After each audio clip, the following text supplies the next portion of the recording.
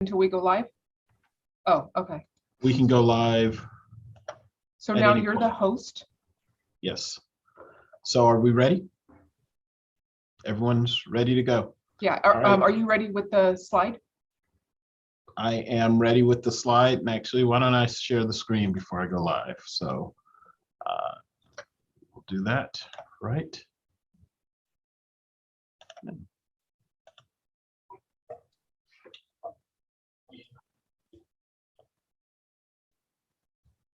Yes, I am the host.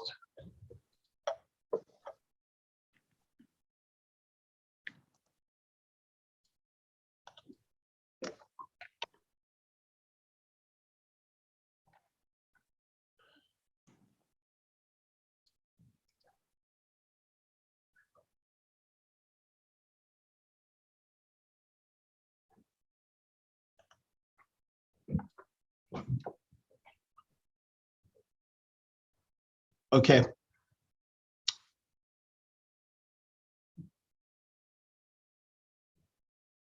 And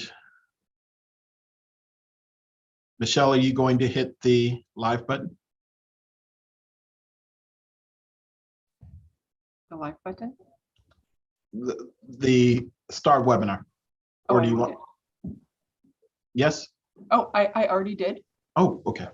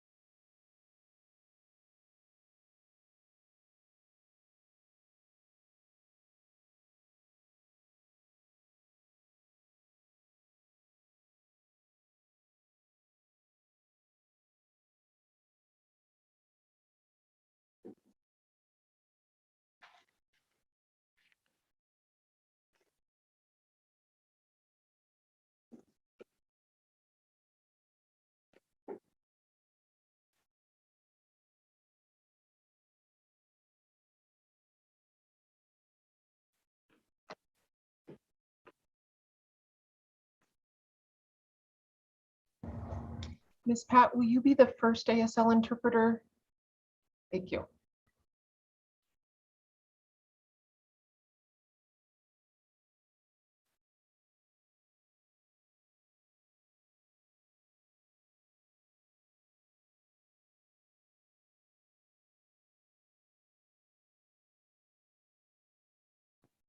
And I realized you couldn't hear me. Yes, I'm on first. Okay. Sorry. I read your sign language. Very good. Thanks.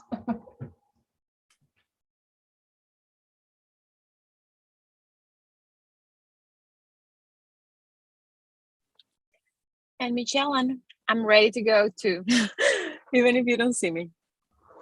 Oh, Miss Sandra, thank you so much. We do have people in the attendees that will be participating in the translation room with you. So we'll get you Perfect. down there after our intro.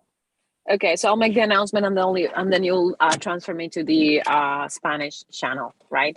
Exactly. Thank you so much. Okay, thank you.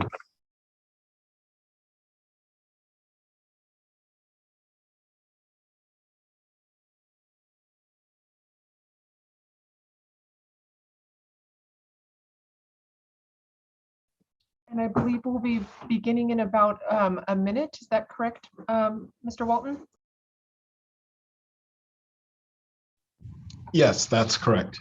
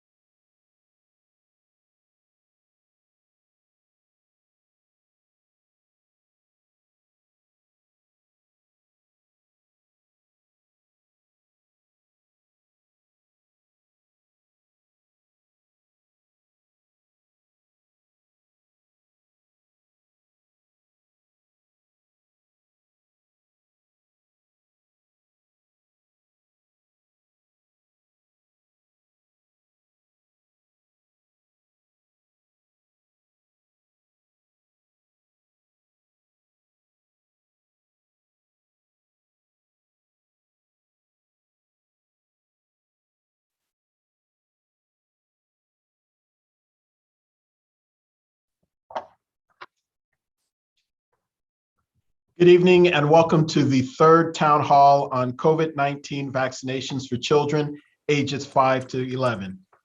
This session is brought to you by the Contra Costa County Office of Education, Contra Costa Health Services, Kaiser Permanente, La Clinica, Lifelong Medical Care, and John Muir Health. Before we begin, you should know that this town hall is also being live streamed on youtube.com/CoCo Schools and broadcast on EdTV, Comcast Channel 32, and AT&T Uverse Channel 99. Now, Sandra, our Spanish interpreter, will give instruction on accessing the Spanish interpretation.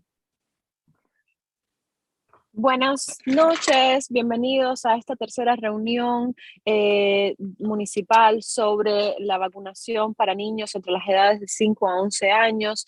La reunión del día de hoy es posible gracias a Kaiser Permanente, La Clínica, John Muir Health y a las organizaciones de salud y la Junta de Educación del Condado de Contra Costa, y a partir de ahora va a haber interpretación en un canal específico para el español. Para acceder a la interpretación, haga clic en el icono del mundo, que es de interpretación, marque clic donde dice español, y si desea escuchar solamente en español, sin el original en inglés, marque mudo en el audio original para solamente escuchar mi voz interpretando. Gracias y buenas noches. Thank you, Sandra. Now I'll turn things over to Contra Costa County Superintendent of Schools, Lynne Mackey. Superintendent Mackey. Thank you, Marcus, and thank you, everybody, for attending tonight's town hall. Welcome to parents, guardians, community members who are participating this evening. This is our third town hall, and how we have structured these is the first town hall, the health professionals provided some of the basic information that we know about these vaccines. And then we had over 1,000 questions and comments in the chat, and we were able to take those questions and develop them into some general questions that we've developed into the presentation. And then at the next town hall, we got some more questions that hadn't been answered, and we put those in the presentations. And so tonight, we're going to run through the presentation.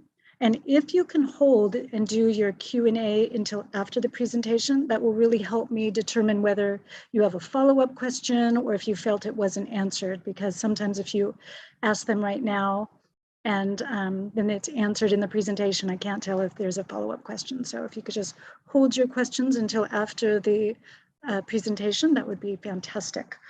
I do want to introduce our panels tonight. We have Dr. Chris Varentano, the Health Officer of Contra Costa County Health Services, Dr. Sophie Macuria, Deputy Health Officer, COVID-19 Operations Chief at Contra Costa County Health Services, Dr. Dipti Barot, COVID Provider, Lifelong Medical Care, and Dr. Barbara Batello, pediatrician at La Clinica.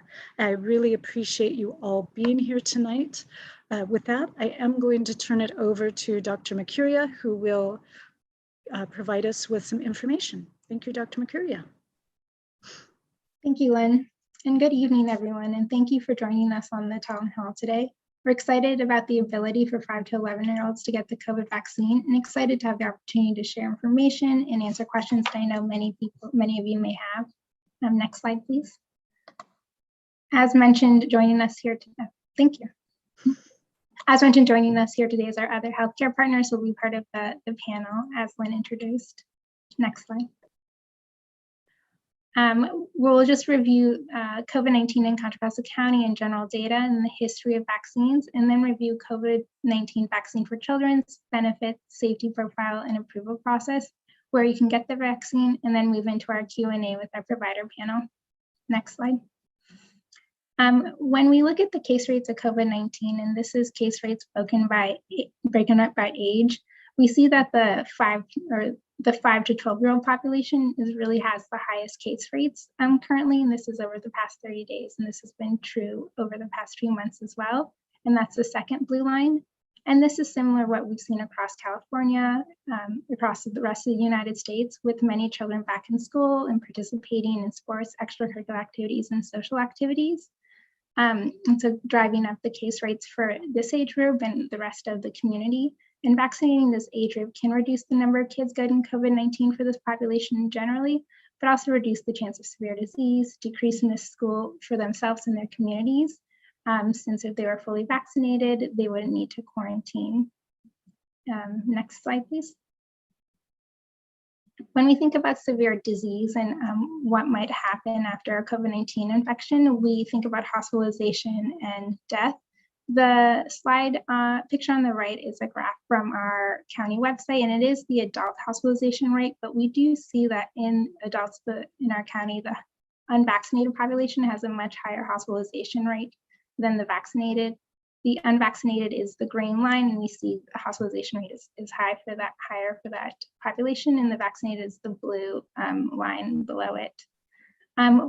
When there was a recent CDC study that looked at just case rates in children and adolescents around the last surge, and when they compared hospitalization rates in teens who were fully vaccinated versus unvaccinated, they found the hospitalization among unvaccinated adolescents was 10 times higher when compared to the fully vaccinated adolescents in that population. So vaccination protects against severe outcomes of hospitalization in both adolescents and in the adult setting. When we look at just hospitalizations in the children who are 5 to 11 years old, as at the end of October, as of October in the United States, there is 8,300 kids who are 5 to 11 who are hospitalized due to COVID-19. And approximately 1/3 of those children required intensive care admissions, and 30% of hospitalized kids had no underlying condition. And so although many kids may have a mild or mild infection with COVID-19 or no symptoms, it's hard to predict which kids may end up hospitalized with a severe outcome or even die. There has been over 900 kids in the United States who have died of COVID-19 since the start of the pandemic. In addition to kind of severe outcomes due to COVID during the infection, there's also complications that may happen after the COVID infection, such as multi-inflammatory syndrome in children, which is an inflammatory condition in the body after the COVID-19 infection. There's been over 5,000 cases of this within the United States, and a handful of deaths associated with this condition. You're most likely to see this inflammatory condition in a 5 to 11-year-old. And COVID vaccine can protect against getting COVID and also this after the fact complication. They actually have been shown that about 8% of kids experience long COVID after a COVID infection. We don't know enough about long COVID, and we don't really know who may be more susceptible to getting long COVID, but it can be again after a mild infection or even no symptoms. Next slide, please. When we look at the history of vaccines, we see today kids get protected from many diseases by being vaccinated against all these different diseases on this list. But there's still approximately 300 deaths each year in unvaccinated or incompletely vaccinated children from these diseases. When we look at COVID specifically, since January 2020, COVID-19 has killed 911 children in the US alone, and this is more than any of other of these diseases combined. Now COVID is a vaccine preventable disease with vaccination for the 5 to 11 population and older. Next slide, please. In terms of the vaccine approval process, all vaccines, including pediatric vaccines and the COVID-19 vaccines, go through a rigorous approval process. The vaccine trial data and the vaccine study data is presented to the FDA panel. And sometimes there may be go back and forth to get more data if the panel does not feel that they have enough information to determine if the vaccine is safe and effective. But the FDA did review the data and determine it was safe and effective for the 5 to 11-year-olds. And now it has emergency use approval for the 5 to 11-year-old population. And Pfizer has full FDA approval for the 16 and older population. Next slide, please. When we look at this clinical trial for the 5 to 11 population for Pfizer, they had over 4,000 total participants. There was an additional trial amount of initial trial participants, and then they had a safety expansion group, which included over 2,000 participants, where they reviewed more safety review of the vaccine. Most of the individuals in the study received the vaccine, with the placebo group around 1,500. The most common side effects were mild or moderate, and they lasted maybe for 1 to 2 days and were similar to the side effects seen in adults or older teens, and most likely after the second dose. They did find in the study that although they may have similar side effects, they less commonly saw it in this 5 to 11-year-old group when compared to the older teens and adults. What they did see in terms of side effects was most likely sore arm, fatigue, headache, or muscle pain, and less common fever, chills, and joint pain. They saw that the antibody response in the after the vaccine was similar to what they saw in the older age group, and the vaccine works against the Delta variant. The average follow-up for the safety monitoring was about 3.3 months for individuals in the vaccine study, and there was, next slide, please. The vaccine is a smaller dose for the 5 to 11-year-old population. It's about a third of the adult dose. It's still the same vaccine and active ingredients, it's just a smaller dose.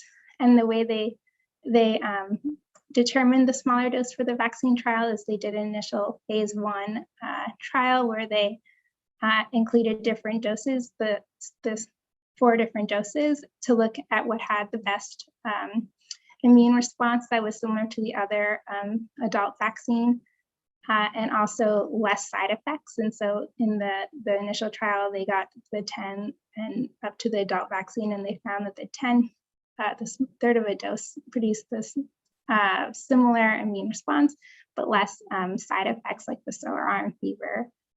There was no serious reactions in the studies, and as mentioned, that the immune response was good compared to older teens. It was also found to be 90.7 effective in preventing COVID-19 among children 5 to 11 years old. Next slide. In addition to the COVID vaccine trial, we now have many months of real-world safety experience using the same vaccine in 100 millions of US residents aged 16 and older have been vaccinated, and millions of US children aged 12 to 15 have been vaccinated.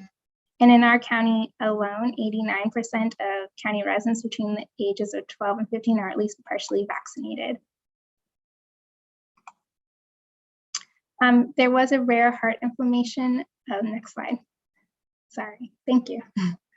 There was a rare heart inflammation that they found in some cases that was reported after in teens and young adults, mostly males under 30, most after their second dose of Pfizer.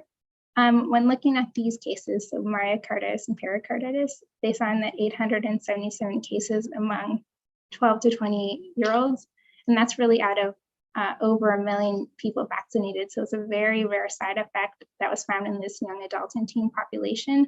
It wasn't found in the vaccine study, but it could also be because it's so rare. These cases, when they saw in the young adults and teens, have all been mild and self-resolving with no long-term side effects. Other rare cases, they're most common in older age groups of 16 to 29-year-olds, and they saw in different studies and reviews that the incidence of this rare heart inflammation declines in the 12 to 15-year-old age group. And so the risk of myocarditis and pericarditis after vaccination may be even lower in the 5 to 11 age group, especially with a lower dose of vaccination. Next slide, please. When we just look at heart problems and the COVID-19 infection, vaccine-induced myocarditis is what they have been seen rarely after the COVID-19 vaccine, or classic infection related to myocarditis, which people can get a heart inflammation after different infections, including COVID-19. So myocarditis from COVID-19 is more severe. It causes more death, and they saw about 20 to 30% hospitalized patients develop heart problems. Vaccine-induced myocarditis, as mentioned, is much milder. Kids recover fully in less than 35 days. So just to put it in perspective, for every 1 million boys or young men vaccinated, age 12 to 29, we expect about 40 cases of myocarditis, most mild and go in days or weeks. But we would have prevented 11,000 COVID-19 cases, 560 hospitalizations, 138 ICU intensive care admissions, and 6 deaths due to COVID in just 4 months after the vaccination. Next slide. So why vaccinate? Vaccines are safe and effective. Vaccination keeps kids in school. As mentioned, fully vaccinated students don't need to quarantine if they're exposed to someone with COVID-19, as long as they remain symptom-free. And vaccines limit the spread of COVID-19, one, from protecting individuals of getting COVID, and also protecting the spread from to people who may be more vulnerable if they don't have COVID-19 as well. Next slide. Where can you find the vaccine? There's many different ways you can get vaccinated in our county, and you can all find the information on our website. But you can get vaccinated through your healthcare provider, your primary care provider, pharmacies in our county, community vaccine sites, at our county vaccine clinics as well. We're also running some school-based vaccine clinics in partnership with other healthcare providers. Your child's school outreach to families if they're hosting a site, and some information is also on our website. We have been prioritizing schools and community hit the hardest by COVID-19, but the state is also doing some school-based vaccine sites, so your school will now have more information. Next slide. Thank you. Thank you, Dr. McCurry. Really appreciate that information, and very excited about the school-based vaccine clinics, and that the rate of, it's not mandated, and there's a really high rate of vaccination going on in our county, which is very exciting. I will let your voice rest, and I will ask questions to the rest of our panel. One question did come in, well, a few questions in our last panel. Some folks asked if our panelists were, being paid by pharmaceutical companies or, so I just want to assure everybody that these panelists are from our community. They are doctors in our community, and they are not being paid by pharmaceutical companies to be on this panel tonight. So with that, I'm going to jump to Dr. Barat. Okay, Dr. Barat, a few questions for you first. First off, one question that many people asked is just more of a personal question. Do you have children? Are they getting vaccinated? How do you feel about that? Well, so every young person that I have in my life, nieces, nephews, the 11-year-old, all of them have been vaccinated. The 11-year-old got vaccinated the first weekend they were available. As soon as vaccines opened up for this 5 to 11-year-old age group, I texted every single person who had a kid in that age group, and I said, hey, CVS is open, Walgreens is open, your clinic is open, go get them. So absolutely, I trust my loved ones to get these vaccines, and I trust my beloved community to get these vaccines too. If you had a patient or a patient's family come in and they were hesitant, what would you say? What were some words that you would say to them? Where would you tell them to go seek information? Well, as one of the COVID providers at Lifelong, this is all I've been doing for the past year and a half plus, is talking to patients who are symptomatic, sending patients for tests, sending patient to urgent care or ER if their symptoms are getting worse. So this is pretty much my bread and butter for the past year and a half. I haven't been treating diabetes, hypertension. I have only been doing this. And as a result, I have a real respect for the virus and a real insight into what can happen to patients. For example, with Delta, a lot of patients who had been infected last year got COVID again, and it hit them a lot harder the second time. And in fact, getting in again was one of the reasons many of our patients did go ahead and get the vaccine, because unfortunately, yes, you can get antibodies that are protective after getting COVID one time, but there are a lot of studies that show about a third of people, even a couple weeks out from that active point of infection, they may not have antibodies. So there's no guarantee, even with getting the virus and getting over the virus, that you will have antibodies. So we absolutely encourage the vaccination. And yes, compared to adults, the rates are the rates of death and hospitalization are lower in children. But, the question I would ask is, how many dead kids is okay for somebody? As providers, knowing that this is now that we have a vaccine, this is a vaccine preventable death or a vaccine preventable hospitalization. Like this, Dr. Mercuria had a great presentation that talked about those numbers with respect to that inflammatory syndrome that happens in children. We have over 5,000 children across America who've been hospitalized with this syndrome that can affect your kidneys, your lungs, your hearts. It can affect all of your systems. This is not a virus that should be, I would say, disrespected. Give it the respect it has earned, given what even yesterday I looked at, anytime I do one of these, I look at how many people died yesterday. Yesterday in the United States, we had 1,200 deaths by COVID. So this is certainly not over. And we are holding our breaths, waiting for what's going to happen once the weather gets colder, once the holidays, people get together, and really what's going to happen to some of our most vulnerable patients and populations out there. So I would absolutely encourage the whole family to get it, including the kids who are eligible. Thank you. These vaccines seem to have come out so fast. Should we be worried that they were rushed?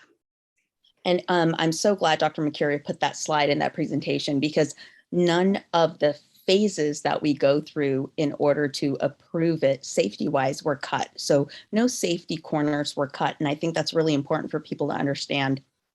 One of the things I would say that has been confusing in terms of the messaging out there around the mRNA technology is that it's this brand new miracle technology that came out, and that's just not true. There have been researchers who have dedicated most of their careers on this mRNA technology starting in the 80s and 90s. So this mRNA technology has been studied throughout the early 2000s, and we were lucky enough that there was a confluence of factors, mainly plenty of funding and global cooperation so that we could get these vaccines out. But certainly no safety steps were skipped. Thank you. If my child is almost 12, should I wait? Should I go with the higher dose with the 12-year-old, or should I get my child vaccinated now with a lower dose? So my personal opinion is to get it done sooner rather than later, because you get one shot, then you wait 3 weeks to get the second shot, then you wait 2 weeks till you're protected. So that's a 5-week range. And I would say, especially given the holidays and given that people are going to be probably seeing each other more, probably traveling more, I would want your child to be protected sooner rather than later. So my personal opinion is I would not wait. And then do you feel that there was a lot of questions about long-term effects and not knowing the long-term effects? Do you feel the benefits of the vaccine outweigh any possible long-term effects? Yeah, so I think we have to look at sort of the history of immunology and vaccines when we're answering this question. And the reality of vaccines and how our immune systems respond to them is that if there are going to be effects, usually they occur in about 6 to 8 weeks. And we know that because we've had, decades of vaccine research, decades of immunology research.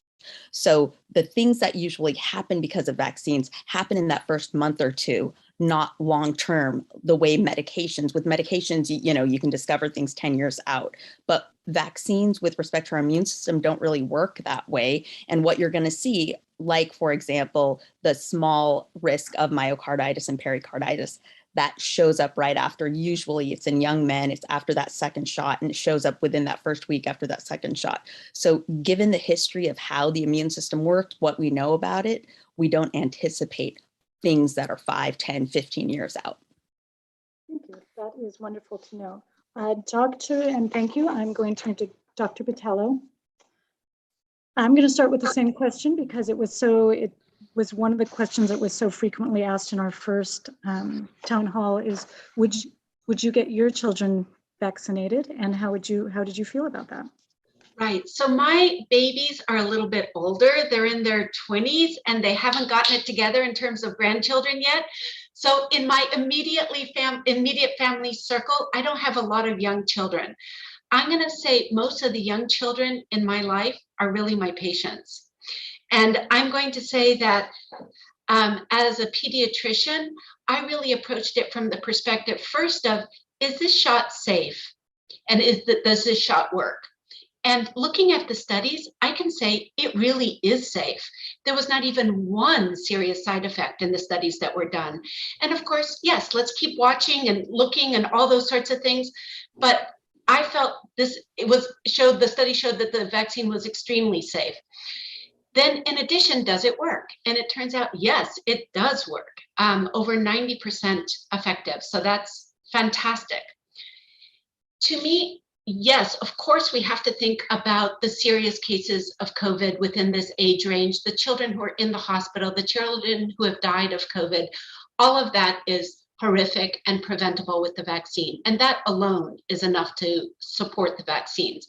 But I don't even think that says the whole story, because I think this age group has been terribly impacted by the pandemic.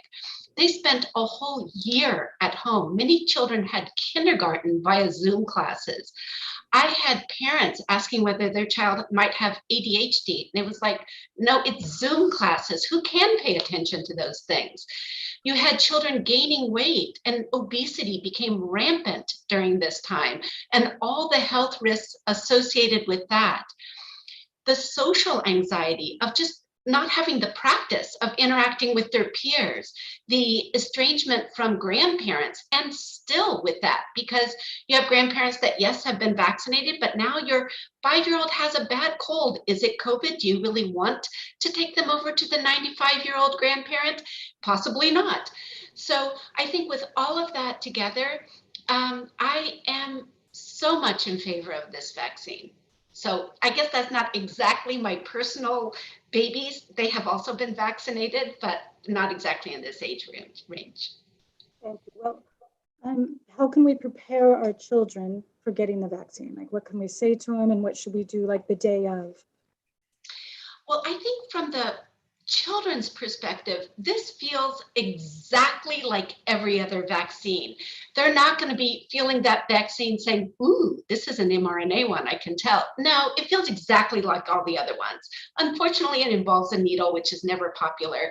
But I will say, having said that, for the first time in my entire career, I've seen some children be excited that it's finally their turn to get protected. And I find that really great and heartening. I think one thing to let the children know is that unlike other vaccines, they are going to have to hang out for a while, because one of the side effects that we do have to watch for is that possibility of a serious allergic reaction. So that because of that, based on your child's allergic history, they may be hanging out for 15 minutes, or they may be hanging out a bit longer for maybe 30 minutes. So definitely, bring some fun activities along with that. We have some beach balls here that the kids kind of bounce around outside, and bubbles and things like that. So that's one thing. The other thing is, come prepared with a list of what your child is allergic to, so everybody can be well prepared with that. And the current CDC recommendation is to not give pain relievers before the vaccine, with the idea that that kind of decreases inflammation, which you might think is a good thing, but that inflammation actually is mediated by your immune system. And we want your immune system robust when you get that shot. Later on, if they have side effects, then it's fine to give the ibuprofen or Tylenol, but the CDC is not recommending it beforehand. There's also the issue of keeping kids seated. I can tell you that may be more of a theoretical recommendation, because at least in our clinic, they are not seated, but that is one thing that's recommended as well. They are bouncing off the walls and running around, and I think it's kind of great. But. Thank you.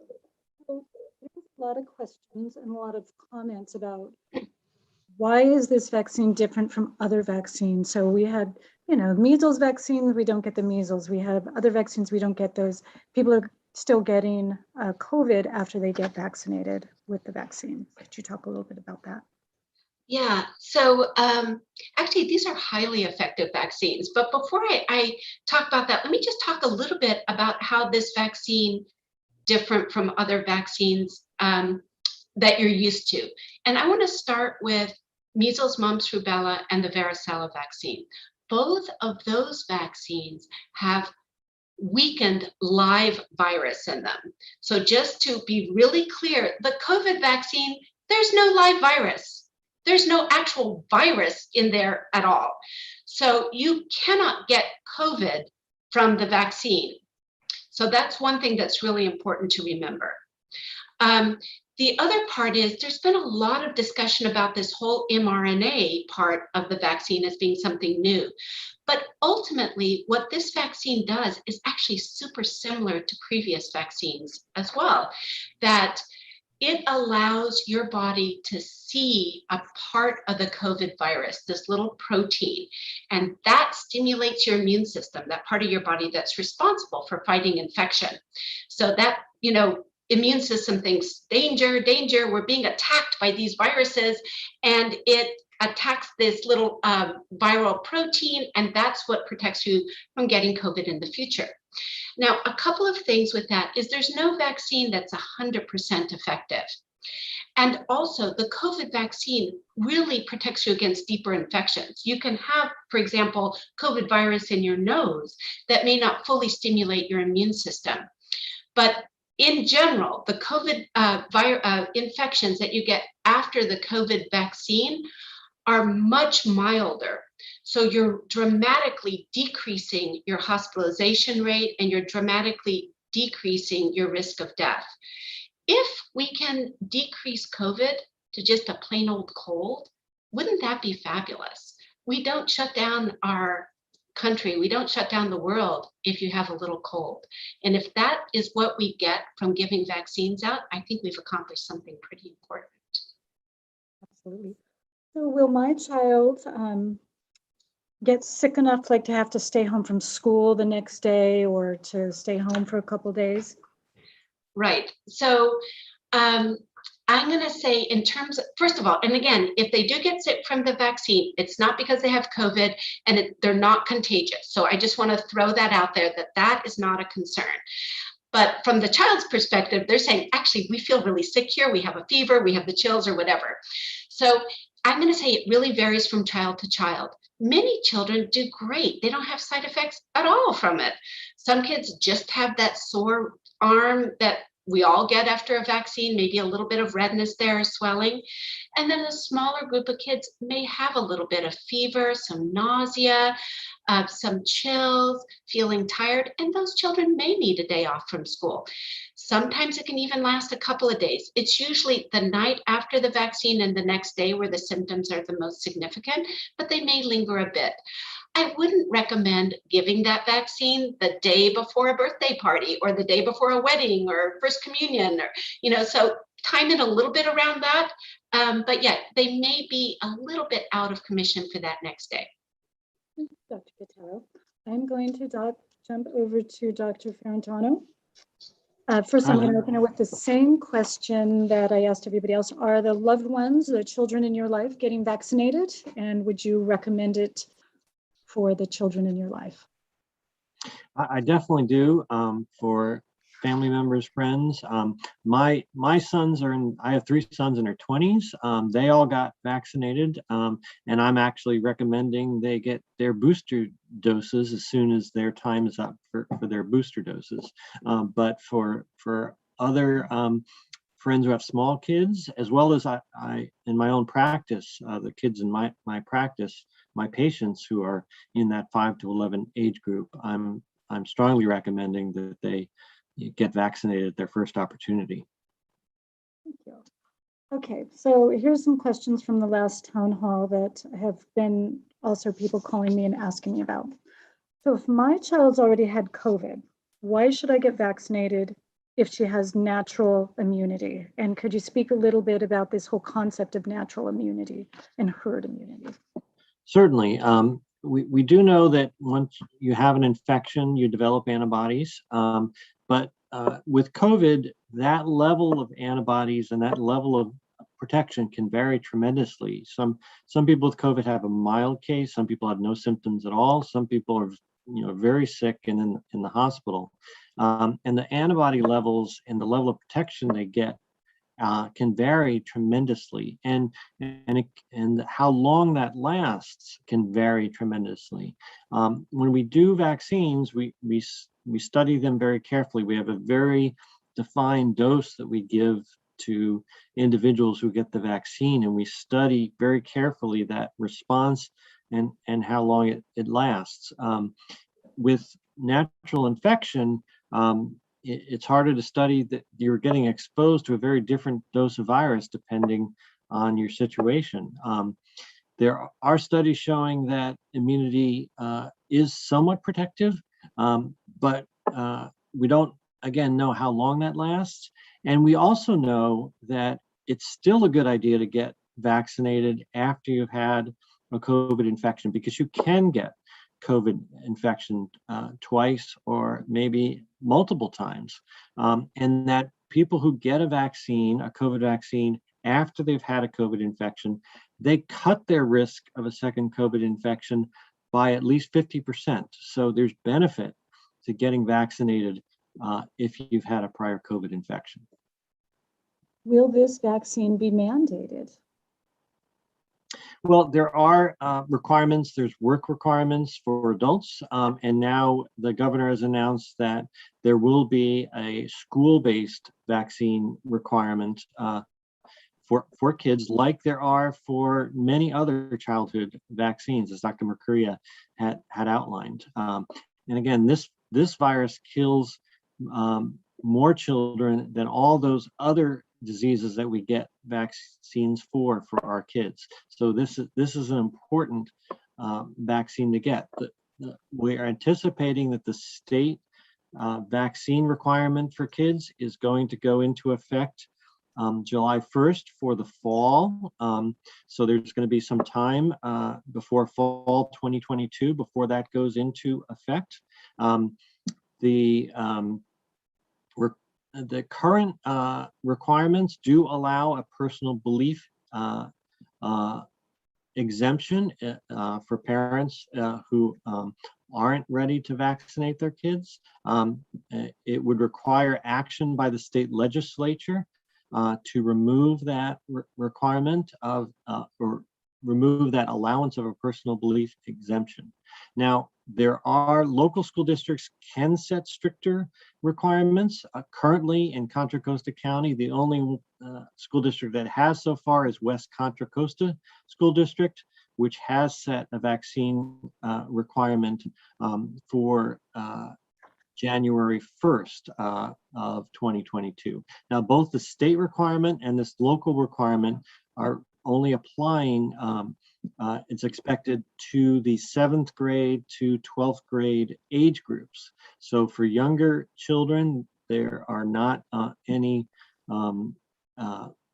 imminent vaccine mandates or requirements for kids, but for 7th grade to 12th grade, the state requirement will kick in July 1st for the fall semester of 2022. What about medical exemptions? Can families opt out due to medical exemptions, and how would they go about doing that? Yeah, there are medical exemptions allowed, just like there are for all these other childhood vaccines.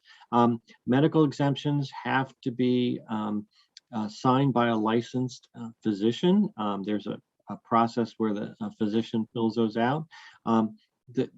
There are very few actual real medical contraindications to the COVID vaccine as there are very few for other vaccines. Most of them have to do with a severe allergic reaction to a component of the vaccine, but there is a pathway to go to your doctor and seek a medical exemption if you do have a true medical exemption. Can you predict how long after the vaccine rollout will schools be able to stop wearing masks? Well, currently the requirement for kids to wear masks at schools is set by the state, and the state is reviewing this all the time. We do know there's great evidence that shows that kids wearing masks in schools, in the classroom, really helps keep the schools a safe environment. and reduces the number of outbreaks. Now, we are still getting outbreaks in schools and among school children. Most of those are not really occurring in the classroom where kids are really consistently wearing the masks.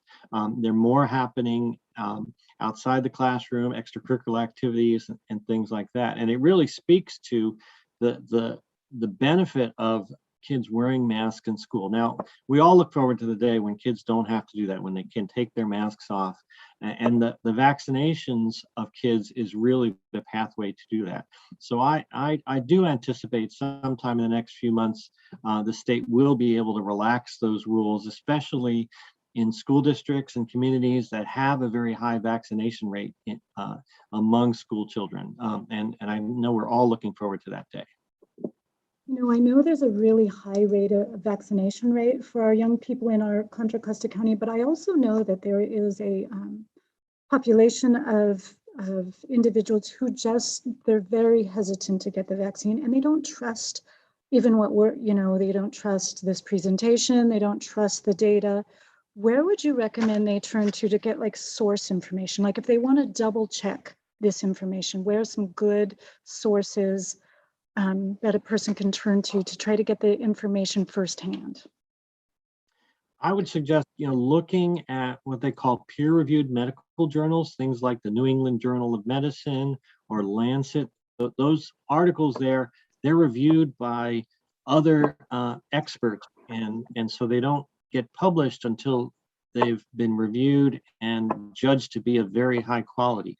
I'd also go to websites of well-respected medical facilities. Think about Johns Hopkins University, University of California, San Francisco Medical Center, Harvard Medical Center, the Mayo Clinic. You can also go to the CDC's website. They have a whole list of research articles around COVID there. So there's a lot of different sites where you can go and really look at the studies, look at the evidence yourself. But I also, if you're skeptical about official sources, if you're skeptical about sources from a government agency, talk to your own pediatrician, talk to your own family physician, talk to the medical experts that you have trust and confidence in. Thank you. So there was also quite a few questions about consent. There was some fear in the community that the child can be sent to school, family does not want the child vaccinated, and they could get vaccinated. So could you tell us a little bit about the consent process? Does a child have to have adult consent, and what does that mean? I really want to reassure parents that children are not going to be vaccinated without the parent or guardian's consent. So in most cases, especially for the young children, we really want the parent to come with the child, because it's getting a vaccine is kind of anxiety provoking for kids. So we want a trusted adult to be with them. We do require at our county vaccine sites and all the other vaccine sites, whether it's a pharmacy or whether it's a pediatrician's office, everyone I'm aware of requires that the parent sign a written consent and be present, or at least bring that written consent. There are some situations where another family member might bring the child and have forgotten to bring that written consent. So many places will get a hold of the parent over the phone, and they can take that consent over the phone. But in every case, we want to get that parent's consent, and that's really a requirement of all the vaccine sites. Thank you. I do know there was a lot of questions about that. So I'm just going to do a little role play. If my child goes to school and the child says, "Oh, I lost my consent, and will you call my parents?" and you can't reach the parents, would you go ahead and vaccinate the child? If the child said, no, my mom says I can get vaccinated. I would not, and that's the training that we give to all of our vaccine staff, is to not vaccinate a child without that consent. Now I'm going to jump into the Q&A here. So I know some of it was asked prior to the presentation, so some of this might be a little repetitive, but I'm just going to go ahead and ask these. Okay, studies in Israel, Sweden, and Japan have shown heart inflammation, myocarditis, pericarditis, subacute thyroiditis, and other extreme health risk associated with spike proteins in the mRNA vaccines. Considering, and okay, a minute. Sorry. Considering that the CDC's own data shows 0 deaths associated with COVID from ages 0 to 17, unless they've had a medical condition such as leukemia, why do you support a mandate considering manufacturers are protected from any and all liability from these side effects? Does anybody want to take that on? Let me start by correcting a few pieces of information. There are children who get severely ill who have no underlying conditions from COVID. 30% of kids who are hospitalized with COVID have no underlying conditions. And some of the children who have died with COVID have had no underlying conditions. And in an account, we unfortunately in Contra Costa County suffered the first death of an unvaccinated child just in this past month. And most counties around the size of us, of Contra Costa County, have experienced 1 or 2 deaths of children, and it's tragic. And there are very rare cases of myocarditis related to the vaccine, but it's much more common with a COVID infection. So as Dr. McCurry pointed out in her presentation, the risk of developing heart problems from being unvaccinated and remaining at risk for COVID is much higher than the vaccine. And this heart inflammation, there's a lot of researchers who think this is related to testosterone levels, which is why we're seeing it most commonly in older teens and young adult men. And it seems to be much less rare in the 12 to 15-year-old teenage boys, and they did not see any cases in the trials in the 5 to 11-year-olds, and there's good reason to expect it's going to be extremely rare in that kind of pre-puberty age group. But for teenagers and older adults who get COVID, we are seeing myocarditis and other conditions. And for younger kids, we're seeing, rare hospitalizations. And so the risk of being unvaccinated, because we know COVID is going to be here with us for a while. We've seen wave after wave. We're between waves right now in our county, but if you look across the US and you look into other parts of the world, cases are going back up again. They're going back up again in Michigan, and they're going back up again in other northern states as the weather turns colder. And there's places, even the Central Valley in California, where the cases really haven't come down much from the summer Delta wave. So we know remaining unvaccinated is you're continuing to be at risk. And so the risk of these rare side effects from the vaccine pales in comparison to the real risk of remaining unvaccinated, even for younger kids who's generally do well. But the risk benefit equation strongly favors vaccine, even for these young kids.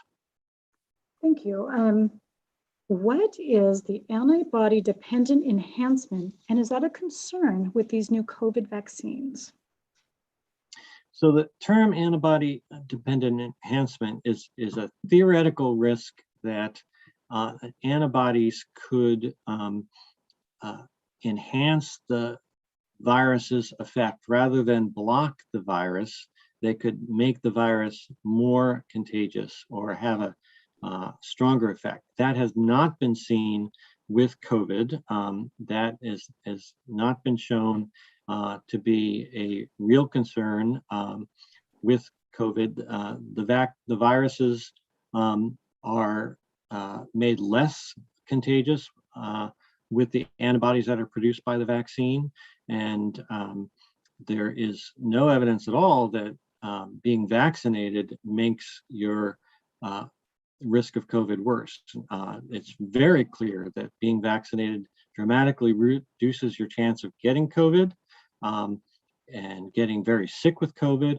And the majority of studies really show that even if you do get infected with COVID after being vaccinated, you're much less likely to spread COVID to other people, which is why, you know, the vaccine is important not only to protect ourselves, but to protect the ones around us.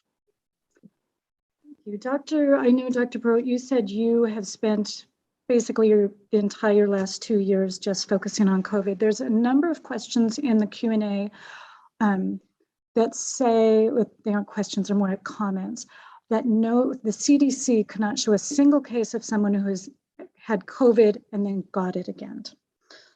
Have you seen it in your own practice? That's just, you know, I'm not going to be able to convince somebody who believes that what I'm saying is a lie. I have no reason to lie. I have 100% treated people. I've had their charts in front of me. I see their positive COVID test from last year. Then during the Delta wave, I see their positive COVID test. You know, I could be watching Kevin Durant versus Steph Curry right now. I think it's the fourth quarter.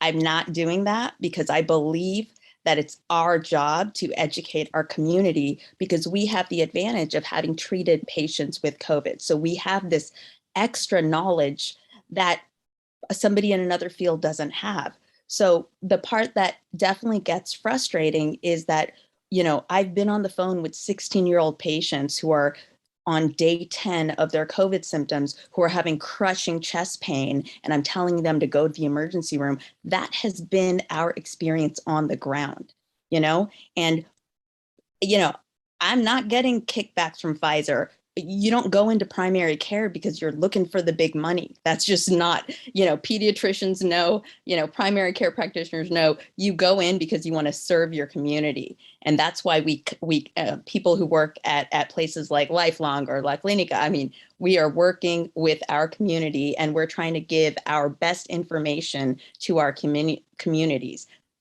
I've treated many patients who got COVID twice.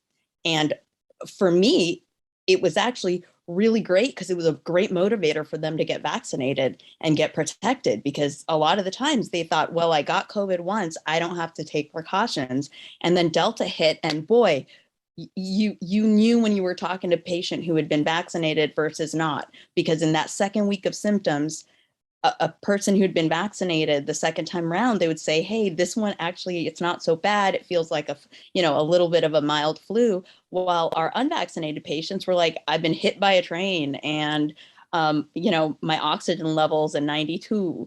So there's a significant difference in the course of an illness for someone who's been vaccinated versus not. Thank you. I appreciate that. And I do appreciate your time here tonight. I want you to know that. And I know so many of the, we are trying to educate those who are in doubt also, and trying to, answer as many of their questions as possible, because there are people in the community that do doubt. That's why I also appreciate, telling them where they can get some actual, if they don't believe us in this meeting, where can they get some actual facts? Okay, I'm going to move on. We have just a few more minutes before we close. I do want to answer, because I've had a couple calls, and I was a site administrator back when the Tdap came about, because that was kind of the last vaccine that was mandated. And I used to get calls about where am I going? I know people that are not going to get their children vaccinated. I'd get calls and ask, what can I do for education? Because I'm not going to get my child vaccinated. And so what I would tell them, and what I know there are some families that are in fear of getting vaccinated. first, I would encourage you to do your research, talk to your pediatricians, talk to your doctors, and really try to take it with an open mind and try to, talk to friends and families who've gotten vaccinated and see that they have not had an ill effect. And then the other is, if you are not going to get vaccinated and the mandate does roll out, the CDC, you can go on and see how homeschooling. So that would be the option, would be homeschooling. And because the mandate will cover both private schools and public schools in California. So I know some people have called to ask me about private schools, but that will be covered in the mandate also. So if you are that vaccine hesitant, you will need to look into a homeschooling option. And you can go on to the Department of Education's website, or you can call my office. I take a number of calls about homeschooling. So I know we didn't get to all there was a lot of questions, just so the community members know. There was over 83 questions. Many of them did get answered during the presentation. Any of them that were not, that are kind of new, that are like in a new bucket, a lot of the ones tonight really were about hesitancy and just not believing the data that's being presented. But I will try to wrap that into the next presentation on, various other ways you can get information, because I do want to, acknowledge everybody's questions. With that, I want to thank you all so much for your time and for the work that you've been doing the last 18, 20 months, however long this has been going on. I really do appreciate it. And I am excited about the vaccines in order to get schools back sort of to a normalcy. I'm excited about the day we can stop wearing masks. It is hard to teach and learn wearing a mask in a classroom. It really is. Dr. Ferrantano, do you have any last closing words before we end? Yes, I do. I do want to thank Deputy Health Officer Dr. McCurria for her very thorough presentation today. And I want to thank you, Superintendent Mackey, and the Office of Ed and all the school leaders who have been tremendous partners through this pandemic. It's been really difficult on parents and kids, having a year and a half of Zoom school. And I really appreciate the partnership and how all the school officials have been really trying to balance the needs of educating our kids and keeping our kids safe. I am also very excited with the approval of the vaccine for kids 5 to 11. Already, 1 out of 6 Contra Costa 5 to 11-year-olds have gotten their first COVID vaccine. So we're off to a tremendous start in moving towards getting life back to normal for school kids. I also really want to thank our physician leaders today. La Clinica and Lifelong have been tremendous partners throughout the pandemic, really stepping up with testing and vaccinations. It's really been a whole community response, and Contra Costa has really done really well in keeping cases, hospitalizations, and deaths from COVID much lower than other parts of the country because of everyone in the community working together. Just a reminder, you can schedule childhood vaccine appointments at our county vaccine clinics online at cchealth.org. You can also, just go to your local retail pharmacy or your own health provider as well. And just a reminder for parents, get your vaccine booster when you bring your child in for your shot, if it's time for your booster. So thank you all. Thank you, everybody. Have a great night. Thank you.